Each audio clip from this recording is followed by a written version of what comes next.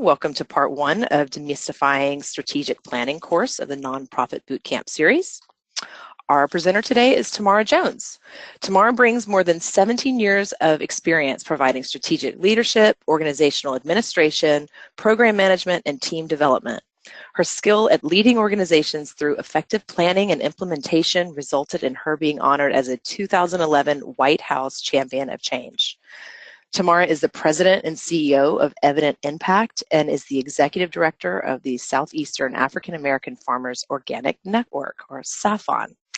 Tamara specializes in leading organizations through robust and impactful planning, evaluation, and program management in order to help them achieve their strategic goals.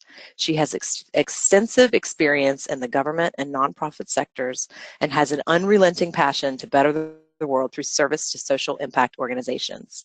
Her professional life is marked by her leading programs to accomplish more than what was expected of them, and she is committed to helping more organizations to do the same. Tamara, thank you so much for sharing your wisdom and expertise with us, and take it away. Thank you, Susan, and welcome everyone. I want to begin by saying that this course, this micro course on strategic planning today will not be attempting to teach you how to do strategic planning. Certainly couldn't cover that in 30 minutes. So my assumption is that most of you are familiar with strategic plans and have either led or participated in a strategic planning process in your organization. If you are brand new to strategic planning, there are any number of good resources available to educate you about the basic process.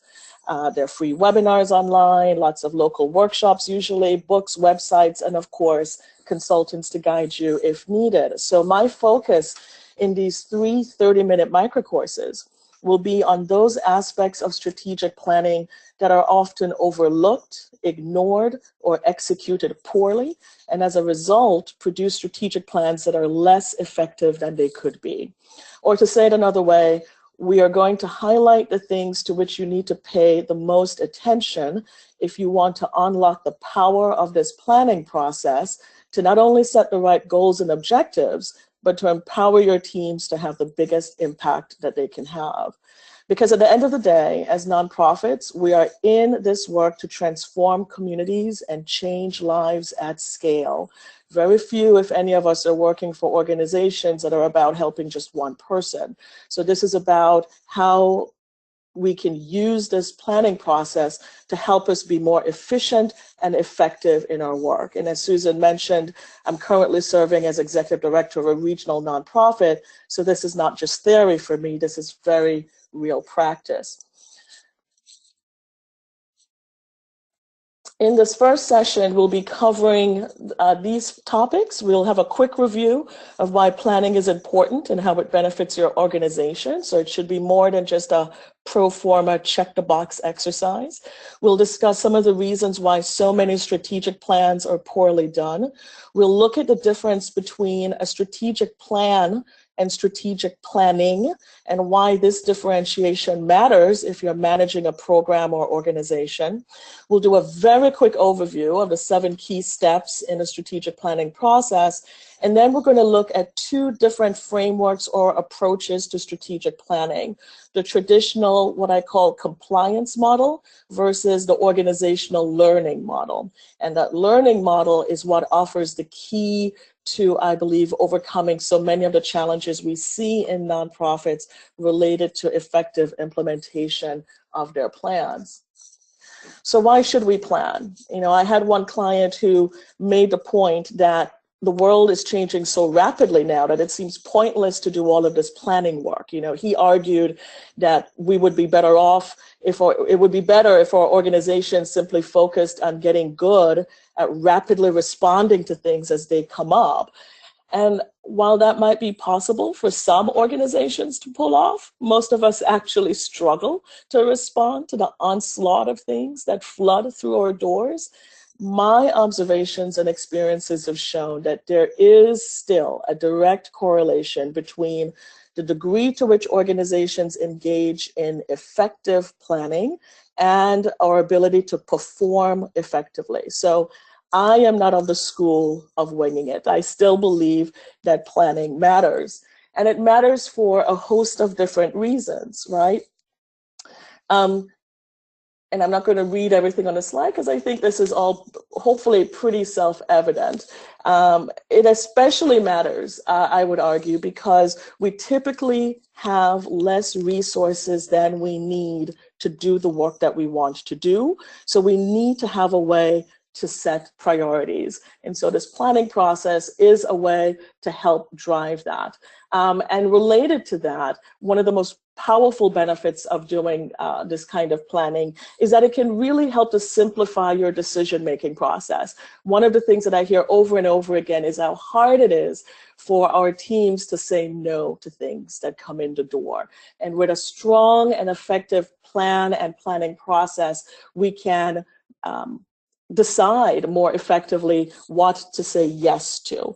And besides, planning is the foundation of so much of the other work that we do in our organizations. So whether you're talking about employee development plans, performance reviews, budget and forecasting, even grant applications, it's hard to imagine doing any of these things without some degree of planning and forethought. So, as nonprofits, we put a lot of effort and money into creating strategic plans, a lot of time. And our hope and dream is that these plans are not only going to describe our organization's fullest potential, but that the plans themselves will give us a blueprint on how to unlock that potential. But the reality of what comes after the plan, well, that's often quite different. For many nonprofits, many of our organizations, strategic plans don't really seem to make any difference in how we work. So instead of us driving the work, it feels like the work is driving and controlling us. We're barely keeping up. Staff burnout is real. So if you have a sense that your organization is closer to the mule rather than the thoroughbred when it comes to your internal culture and how your teams relate to the work, you are not alone. Here in Atlanta, where I live, the Georgia Center for Nonprofits did a study of nonprofit performance. And as a part of that, they looked at the quality of their strategic plans. And the findings here are typical of what we hear across the country. They surveyed 400 nonprofits, found that 80% had a strategic plan, and 70% of those plans were current. But the smaller you are, the less likely you were to have a strategic plan. So for organizations with less than 500,000 annual budgets, less than 2/3 have a strategic plan. And of those, less than half had updated and current strategic plans. The report went on to note that the strategic plans that were in place were often disconnected from the work that the organizations were actually doing. So we're spending a lot of time and money to produce strategic plans that we're not using. Why is that? Well, one reason, of course, is that strategic plans are often seen as important, but they're not urgent, right? Most plans don't include deadlines, and so it's easy to kind of put them off, and before you know it, a year has passed and it hasn't been used. And there are a lot of other reasons why strategic plans are not effective. And it's important, I think, for organizations to check in on your intent in doing a strategic plan and how you're carrying it out. So for example, we get poor quality and ineffective strategic plans when you do them because a funder or the boards expects you to have one. And so we're trying to placate somebody, but there's no sense of real ownership in the rest of the organization around the plan. I also see a lot of organizations that fail to take into consideration what's happening in the world around them, in their sector, the communities they're serving. For example, most of you are familiar with SWOT exercises. And organizations typically do a good job identifying their internal strengths and weaknesses, but many of them don't put a lot of effort into identifying the external opportunities and threats, primarily because that requires doing some research, finding outside data, analyzing that data to see what it might suggest about what lies ahead. So we produce these strategic plans with blinders on, right? Only looking internally at what we're comfortable with or what it's easy for us to have access to information to, and not really seeing the world for what it is, which means that we might be less prepared in our plans for what's likely to change, which leads me to one of the biggest shortcomings of most strategic plans. They often don't seem able to help organizations respond to the unexpected. So something comes up that was not in the plan, so the plan is abandoned or ignored, or we keep changing the plan, keep updating it with every little development, and everybody gets tired of doing that, so the plan is abandoned or ignored. So how do we begin to break that cycle? So let's take a quick step back and ask, what is strategic planning? And this is the most common definition that you will find online. Strategic planning is a process that lays out where an organization wants to go in the coming years, identifies the steps it will take to get there, and provides or points to the evidence that will tell the story of whether the organization has been successful in getting to where it wanted to go.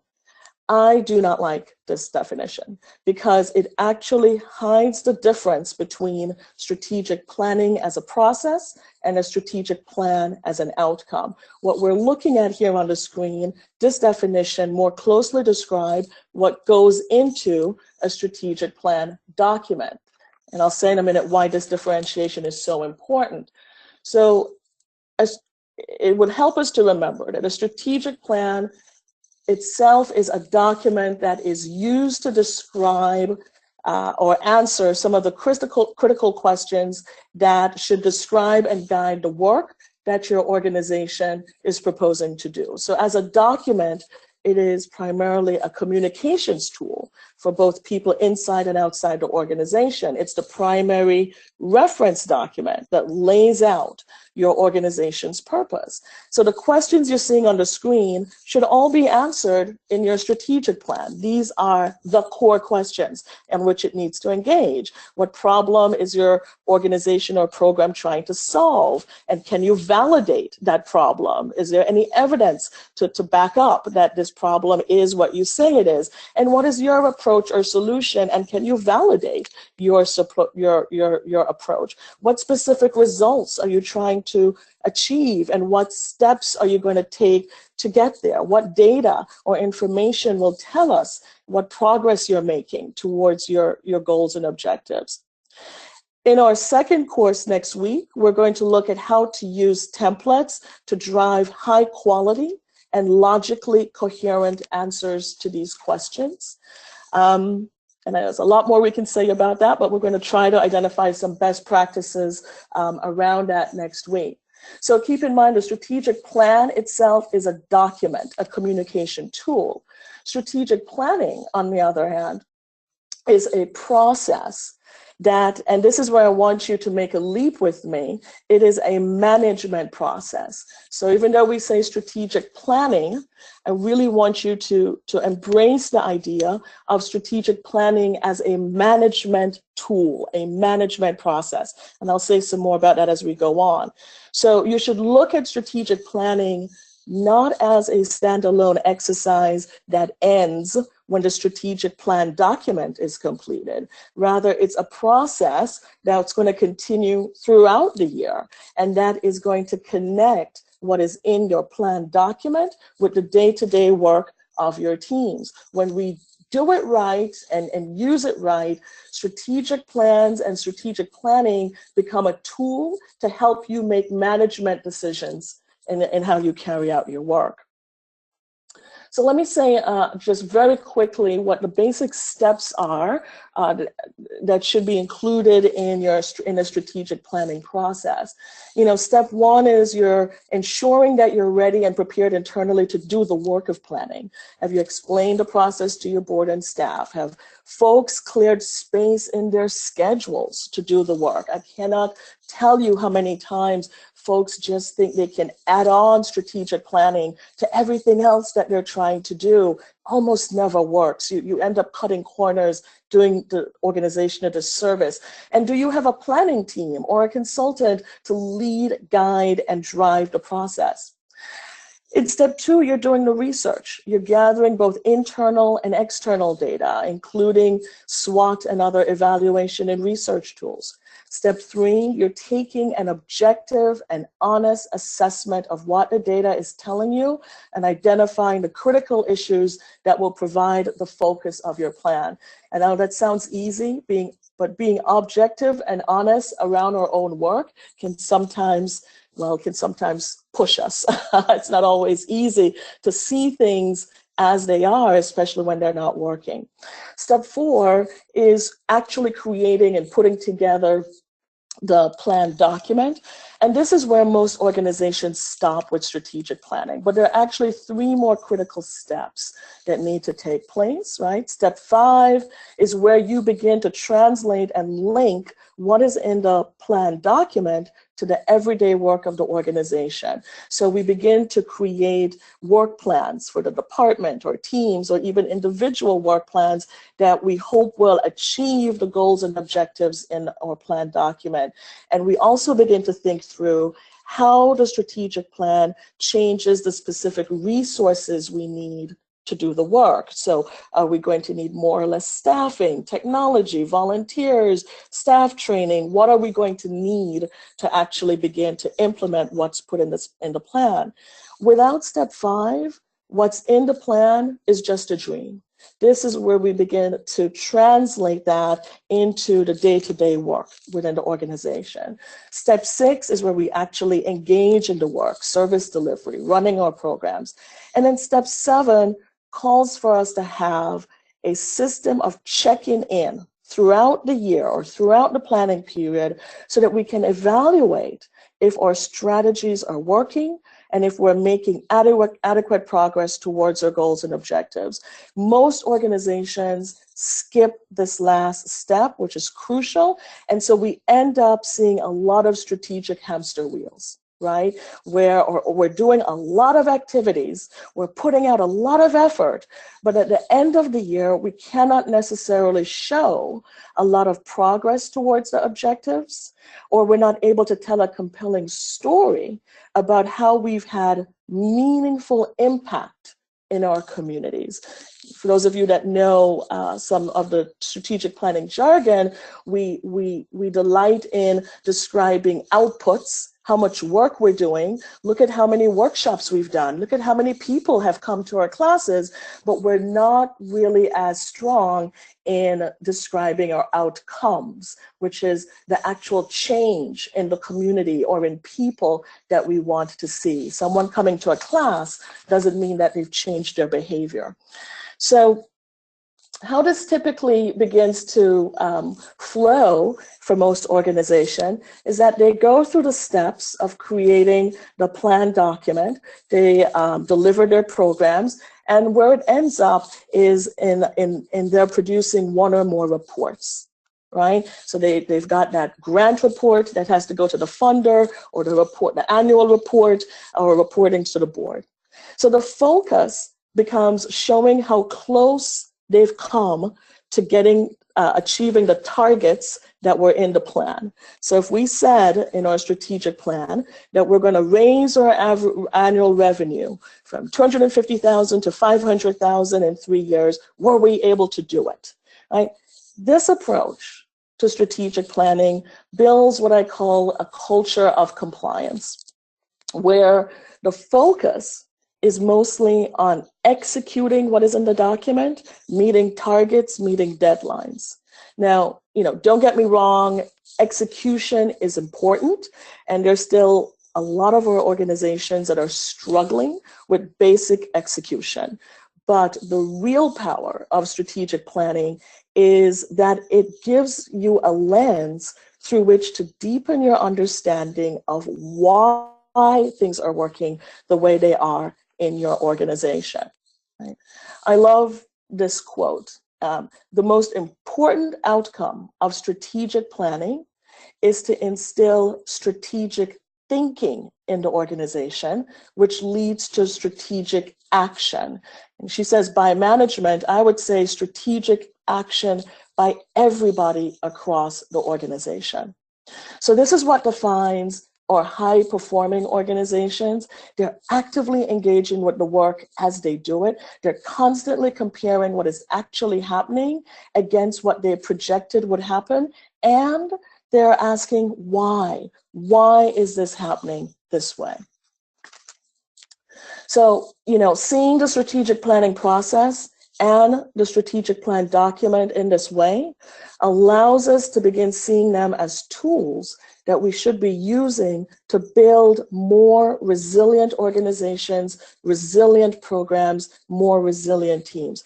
This is really what strategic planning is about. It's about strengthening our organizational infrastructure and capacities so that we can deliver on our mission. And we do that not by simply putting words in a document, but by using that document and process to transform, change the way in which we do the work on a day-to-day basis, right? So compliance, this approach only takes us so far. We need to adopt a new way of managing our programs and organizations in a way that allows us to be critically engaged and where the focus is on learning why.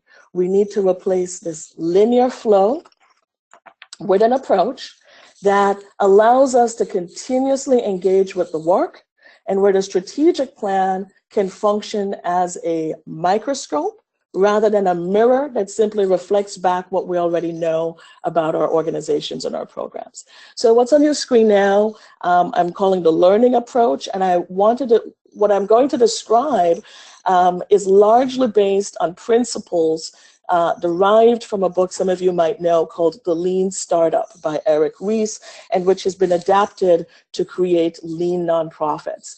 And I really love and have been working with this approach for several years, and it has really done a lot to transform a lot of the way in which our organizations are able to get to the results that they want to see and to begin transforming the culture in their teams. So that they're much more empowered.